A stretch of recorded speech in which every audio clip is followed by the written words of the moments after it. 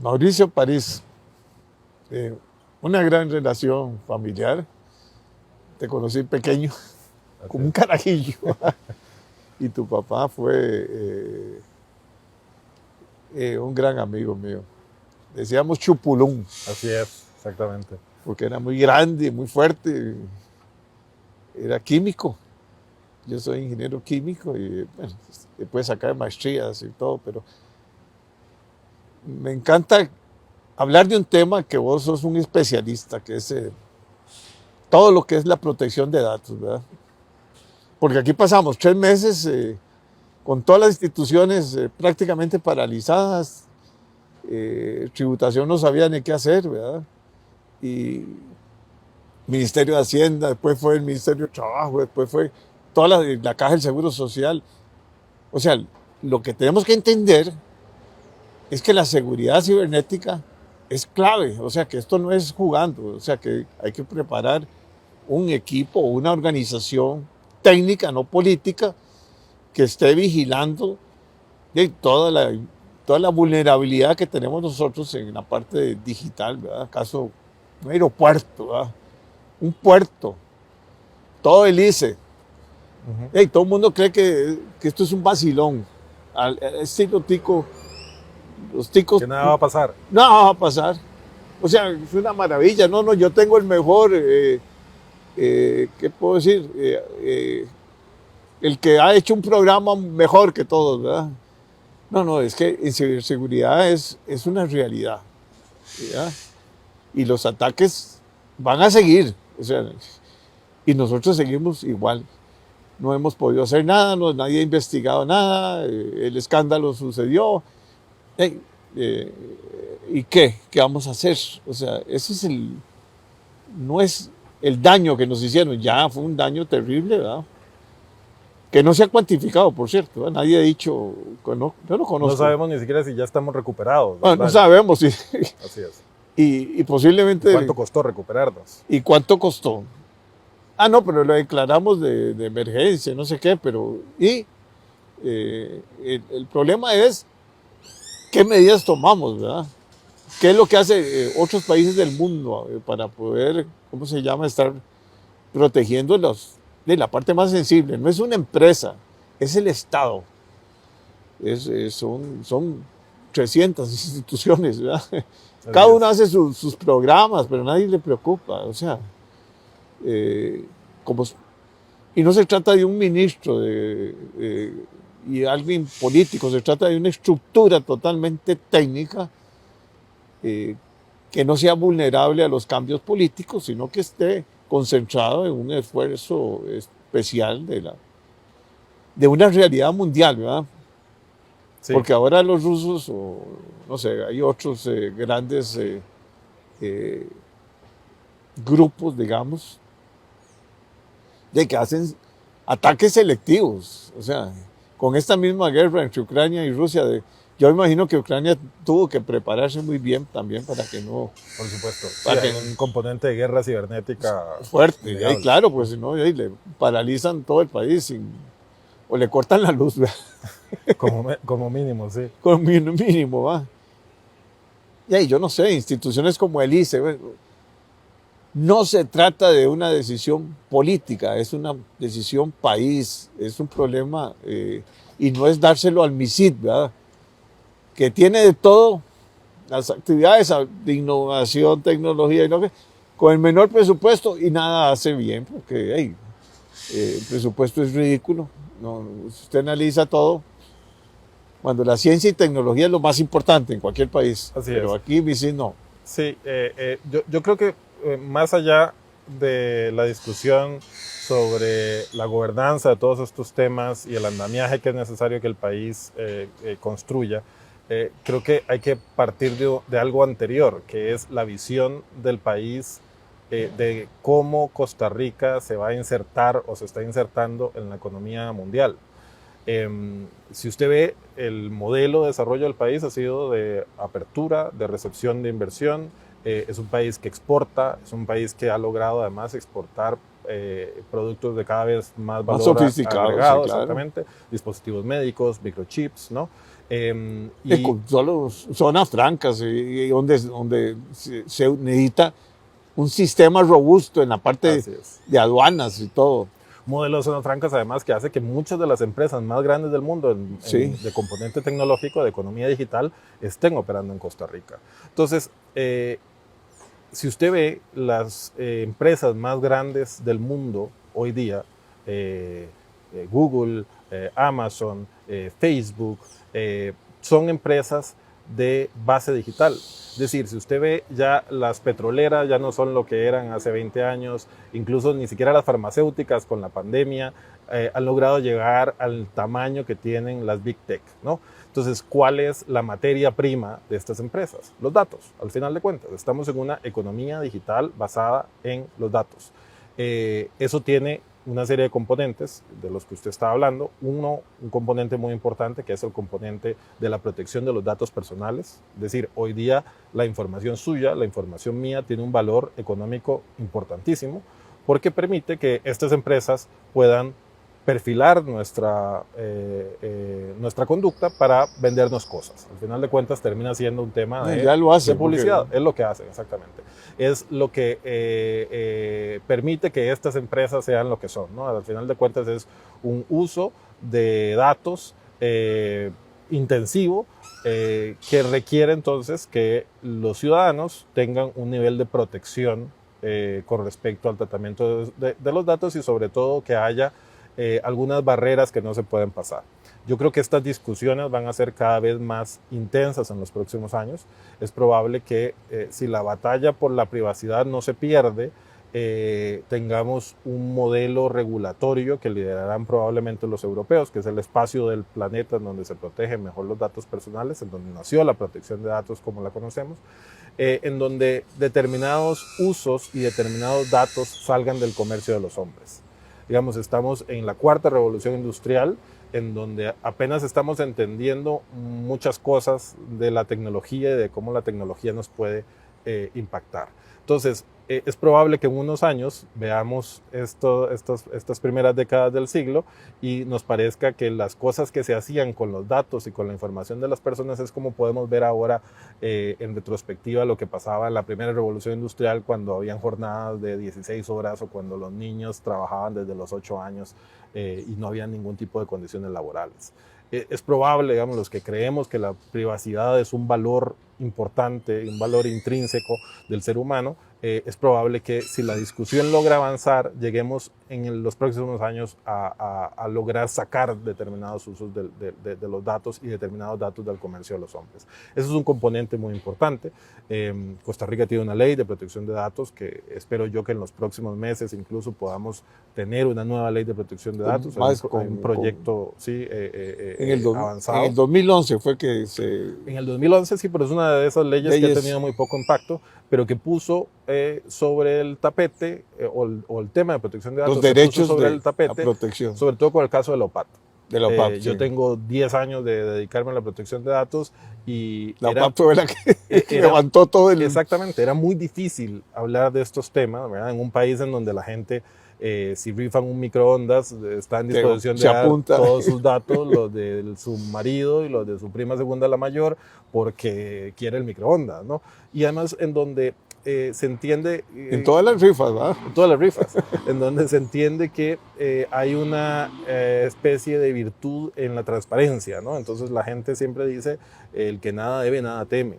Entonces, como que se entiende que la privacidad, ¿verdad? Mucha gente acude al discurso fácil de la privacidad es para proteger a los evasores de impuestos. No, al final de cuentas la privacidad es algo que cualquier persona termina protegiendo. Está la salud, está la vulnerabilidad de uno. Es que si a uno le conocen todos los datos, ya sos vulnerable. Ya. Cuando se puede tener acceso, como hoy día las tecnologías permiten, ¿verdad?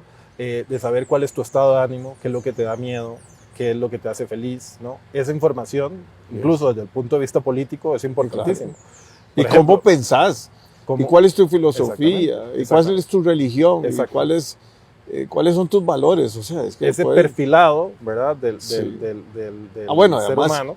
además me imagino que mucho de esa base de datos tan famosa que se hizo en el gobierno anterior, era también ver los problemas sociales, ¿verdad? La parte, digamos, de sí, la vivienda, las necesidades de vivienda, de alimentación, los problemas. ¿Dónde Claro están que hay, las personas más vulnerables del país sí, que requieren asistencia directa del Estado?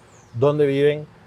¿Dónde votan? ¿Cuánta familia tiene? ¿Verdad? Eso tiene un valor político, electoral, fuerte. grandísimo, ¿no?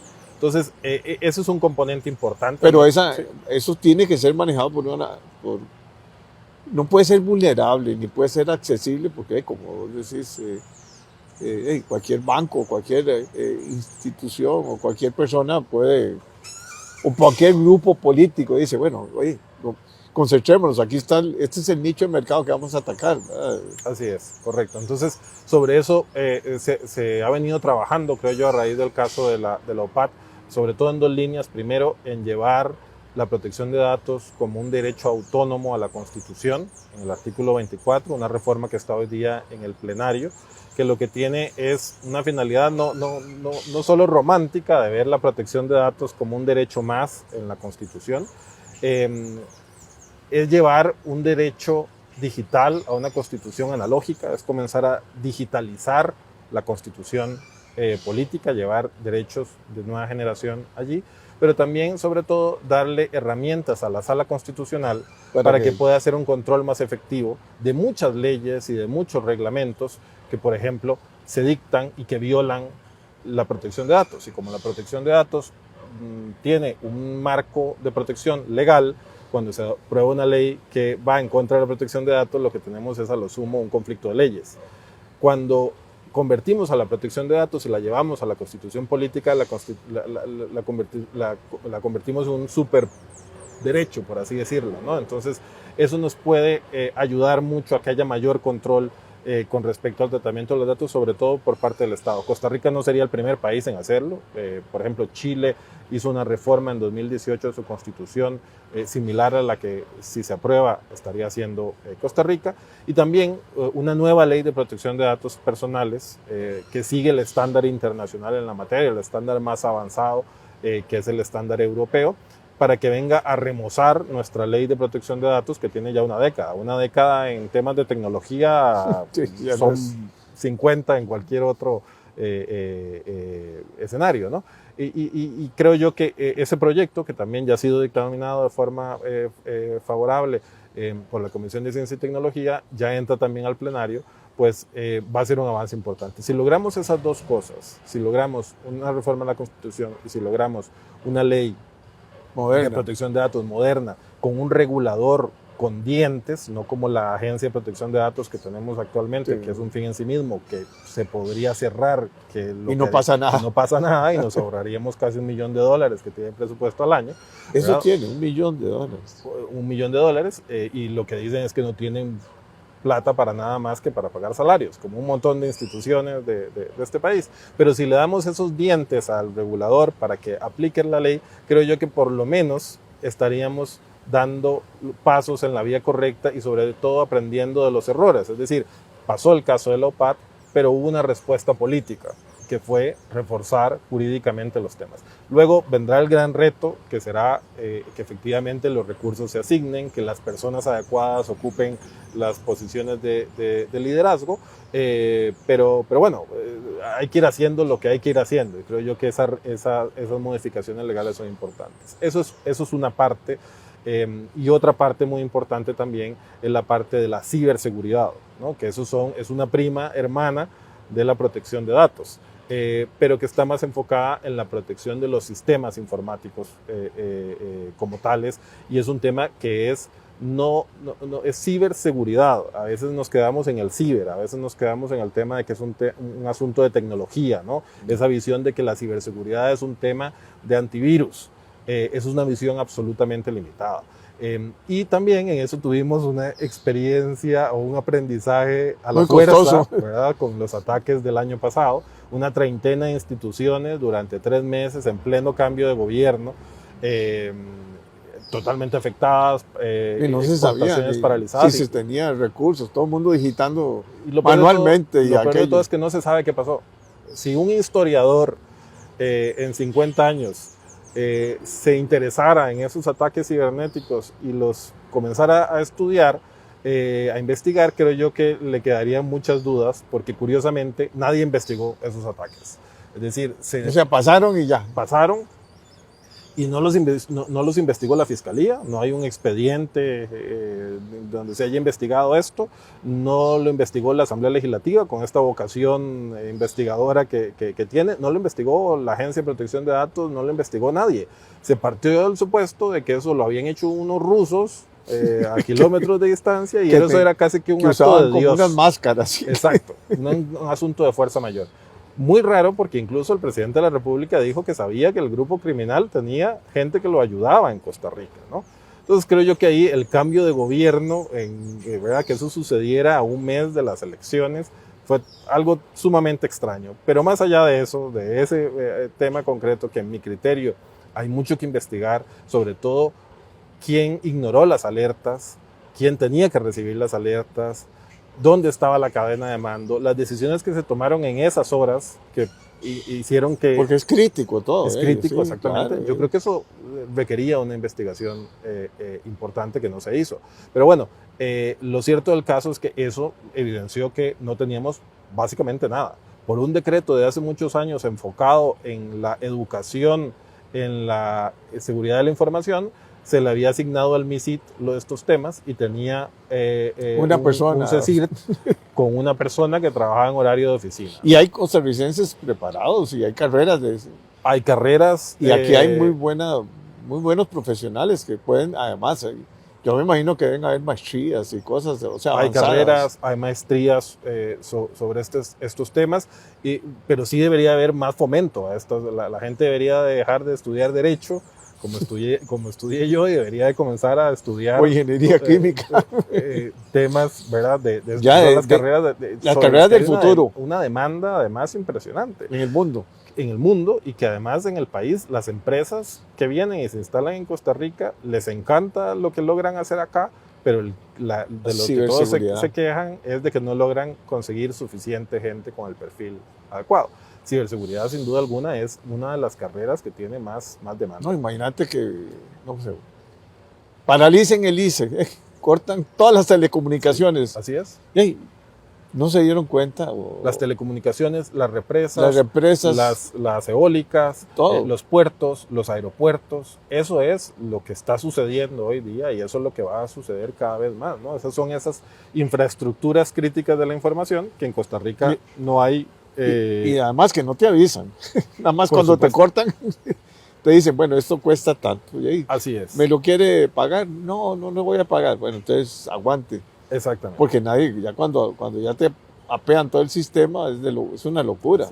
Entonces, a raíz de esos ataques también se presentó un proyecto de ley de ciberseguridad que está en la Comisión de Ciencia y Tecnología también en su trámite legislativo. Y ese proyecto me parece a mí que es un proyecto clave para el país porque va a generar ese andamiaje institucional que es la primera base para que las cosas sucedan. Es decir, asignarle a un regulador, que ojalá sea un regulador con dientes, con recursos, que es por la plata no hay que preocuparse porque no hay, entonces habrá que ver de dónde se consigue, pero hay que asignarle recursos a estas cuestiones porque es algo que incide directamente en el modelo de desarrollo del país. ¿Usted cree que van a seguir instalándose empresas en este país, exportadoras, empresas de tecnología, bajo el riesgo de que al país lo puedan estar atacando todos los años y que eso paralice las exportaciones, paralizó las exportaciones? No había cómo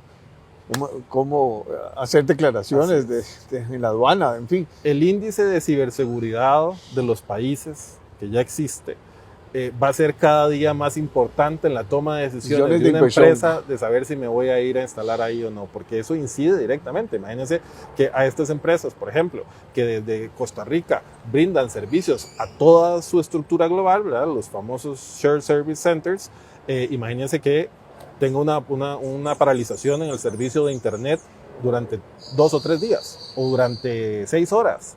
No. La incidencia, los costes que eso representa para estas empresas son inasumibles. Entonces, el país tiene que garantizar. O una torre, la torre del aeropuerto. Exacto. Imagínate. El país tiene que garantizar, como parte del montón de cosas que hay que garantizar, democracia, economía abierta, infraestructura, todos estos temas, el país tiene que garantizar que tiene la capacidad y la estructura para poder defenderse de este tipo de asuntos. Creo yo que ese andamiaje también, o sea, que hay una institución con unas competencias definidas, con una dirección, con un perfil profesional, perfil de clase mundial, va a ser también algo muy sexy para recibir cooperación internacional.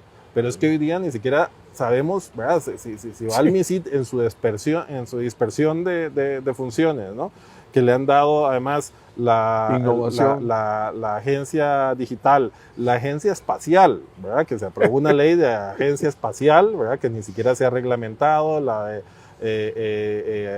agencia digital tampoco se ha reglamentado, la innovación, la promotora de innovación no se ha reglamentado, la ley de protección de datos trasladaría a la agencia. Y con el presupuesto más bajo. Con un presupuesto de 10 millones que en el mejor año logra ejecutar la mitad, se queda con 5 millones que ni siquiera logra ejecutar, ¿verdad? Es la cenicienta del Estado. Entonces, en esas condiciones sería muy difícil hasta que nos tomen en serio en un proyecto como lo que tenemos que hacer aquí, que es un GSOC, ¿verdad? Un centro de seguridad del país, que es algo que costará 15 o 20 millones de dólares. Eso probablemente, con una gobernanza adecuada, si la cooperación internacional ve que nos lo estamos tomando en serio, probablemente logremos. Y que no sea político, que sea técnico nada más. Eso es esencial, ¿verdad? Eso es esencial. Y que haya total independencia, porque eso es todo. O sea, si no, cada 4 años van a estar cambiando el director, ¿verdad? Sí, lo que pasó en el caso de la OPAT, ¿verdad? Que la agencia de protección, el caso más grave de violación a la privacidad de los costarricenses. El caso que sin duda alguna hablaba de protección de datos. La Agencia de Protección de Datos dijo, yo no puedo hacer nada porque hay una denuncia presentada en la Fiscalía. Entonces abrió un expediente, dictó una resolución y cerró el asunto, ¿no?